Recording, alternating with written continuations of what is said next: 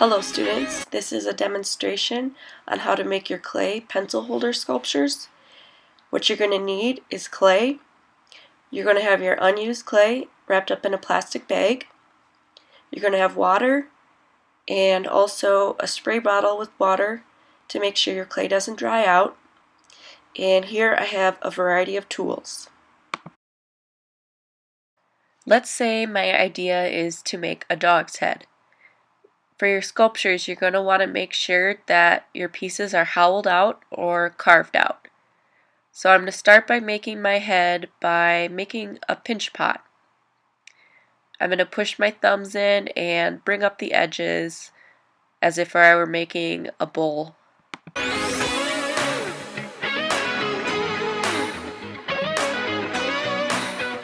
For the thickness of your piece, you want to make sure the clay is neither too thick nor too thin. Try and keep the thickness under 1 inch and try not to go thinner than 1/4 of an inch. Here I'm starting to make the other half of my dog's head, and I will be doing this the same way I made the first half by making a pinch pot.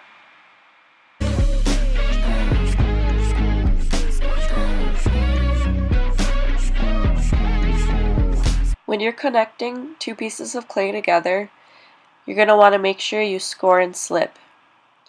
To do this, you're going to take one of your tools and make small hatch marks on the edge of the clay where it will be connected.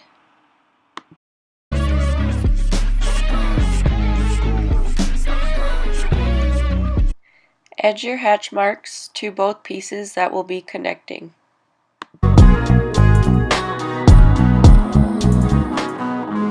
Now you're going to take your water and dab it on the edge of your piece where your hatch marks are on both pieces. This will create a seal when we join them together. Also, you want to make sure that both sides are equally damp and one is not drier than the other. The reason we score and slip clay together is to prevent any breakage when the pieces are fired. Now I'm going to make the snout of my dog's head. I'm going to do this by also making a pinch pot. If you find that your clay is getting dry and cracks are forming in it, you can always spray water on it and smooth it out. Here I'm just taking my knife and straightening out my edge a bit for a better connection to the dog's head. Once again, I'm going to score and slip, add your hatch marks on both ends, and dab on some water.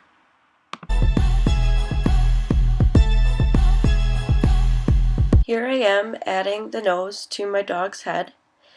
This is an example of additive sculpture because I'm adding clay onto what I already have.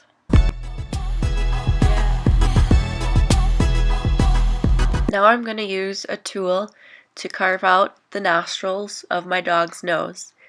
And this is an example of subtractive sculpture because I'm taking away from what I already have.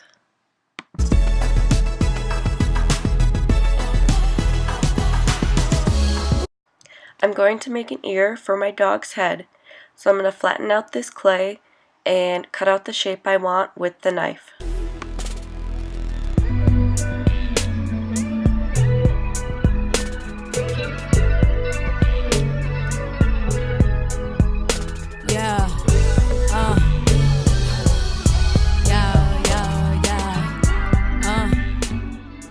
Now I'm going to make my pencil hole.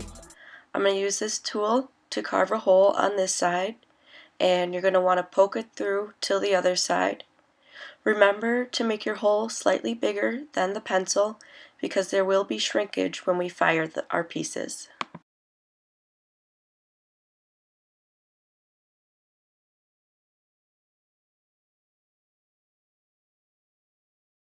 Any enclosed areas of clay are going to need a small hole poked into it.